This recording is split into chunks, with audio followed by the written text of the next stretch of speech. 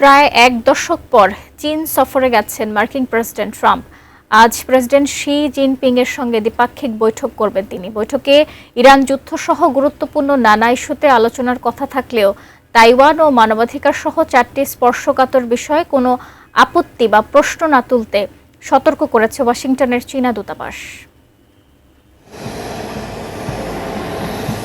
2017 সালে মার্কিন প্রেসিডেন্ট ট্রাম্পের সবশেষ বেজিং সফরের এজেন্ডা ছিল মূলত বাণিজ্য। সফর সঙ্গী হিসেবে ছিলেন যুক্তরাষ্ট্রের ব্যবসায়ী নেতারা। এবারে শুল্কযুদ্ধ, তাইওয়ান ও ইরান প্রসঙ্গ আলোচনার তালিকায় শীর্ষে থাকলেও দ্বিপাক্ষিক সম্পর্ক উন্নয়নে বাণিজ্যের বিষয়টি থাকছে সবার আগে। আর সে কারণে এবারও যুক্তরাষ্ট্রের শীর্ষস্থানীয় টেক কোম্পানিগুলির শীর্ষ কর্মকর্তাদের সঙ্গে এনেছেন মার্কিন প্রেসিডেন্ট ট্রাম্প।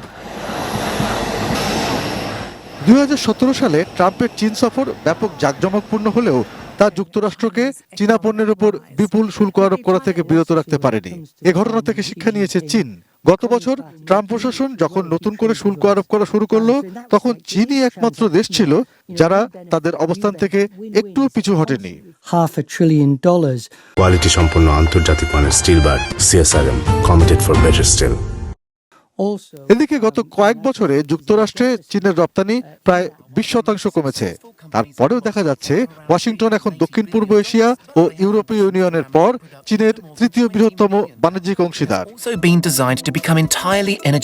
2017 সালে ডোনাল্ড ট্রাম্প যখন চীন সফরে গেছিলেন, তখন চীন প্রমাণ করার চেষ্টা করেছিল যে তারা অর্থনৈতিক সক্ষমতার দিক থেকে যুক্তরাষ্ট্রের প্রায় সমকক্ষ। কিন্তু এবার তার কোনো প্রয়োজনই দেখছে না তারা, কারণ চীনকে নিজের প্রায় সমকক্ষ হিসেবে ওয়াশিংটন একরকম স্বীকার করে নিয়েছে বলে মনে করছেন বিশ্লেষকরা।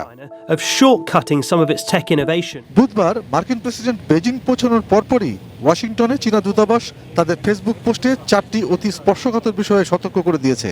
পোস্টে বলা হয়, চীন যুক্তরাষ্ট্র সম্পর্কের মধ্যে তাইওয়ান, গণতন্ত্র ও মানবাধিকার, রাজনৈতিক অবস্থা এবং চীনের উন্নয়ন অধিকার নিয়ে কোনো আপত্তি বা প্রশ্ন তোলা যাবে না।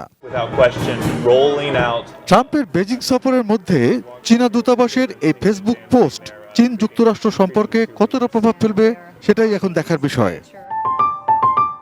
অর্পণ Maitra, desk report, ATN news.